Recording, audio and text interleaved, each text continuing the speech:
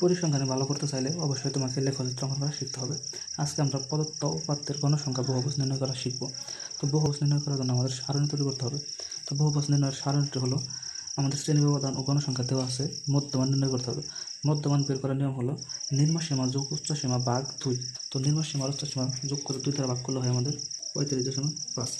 এখন এখানে আমাদের ব্যবধান আছে 10, তাহলে যদি এখান থেকে 10 বাড়াতে থাকি তাহলে আমরা প্রত্যেকটি মধ্যমান পেয়ে যাব 95.5।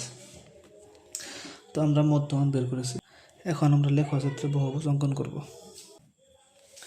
এটা আমাদের ওয়াই অক্ষ এবং এদিকে আমাদের এক্স অক্ষ হবে, আর এটা হলো আমাদের মূল বিন্দু মানে 0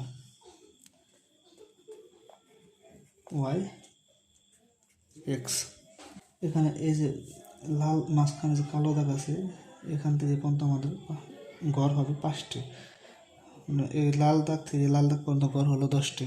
তো এখন আমাদের কাজ হলো, এখানে আমাদের মধ্যমান আছে 35.5, এর পূর্বের মধ্যমান হবে আমাদের 25.5। তাহলে আমরা এখানে লিখবো 25.5, তারপর আমরা লিখবো 35.5, তারপরে আমাদের 45.5, মানে এইগুলো মধ্যমানগুলো আমরা তুলতেছি।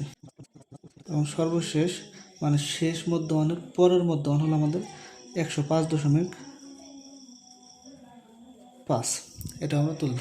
এদিকে আমাদের শ্রেণী মধ্যমান, এদিকে আমাদের গণসংখ্যা।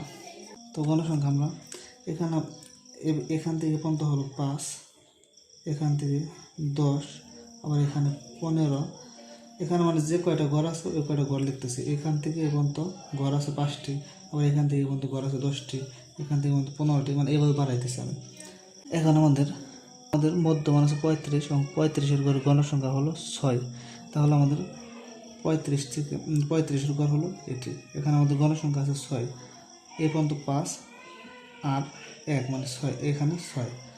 আবার 45.5 গণসংখ্যা হলো 8, আবার 45.5 হলো আমাদেরটা, এখানে গণসংখ্যা হলো 8। তাহলে এখান থেকে পর্যন্ত 10 থেকে 2 ঘর নিচে নামবো, তাহলে 1 2, এখানে 8।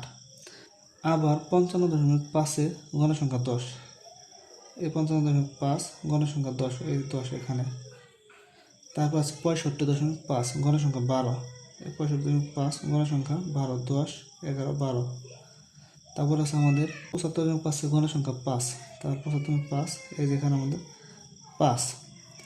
85.5 গণসংখ্যা 7, 85.5 এখানে গণসংখ্যা আমাদের 7, এই যে 5 6 7। তারপর আছে আমাদের 95.5, 95.5 গণসংখ্যা হলো 2।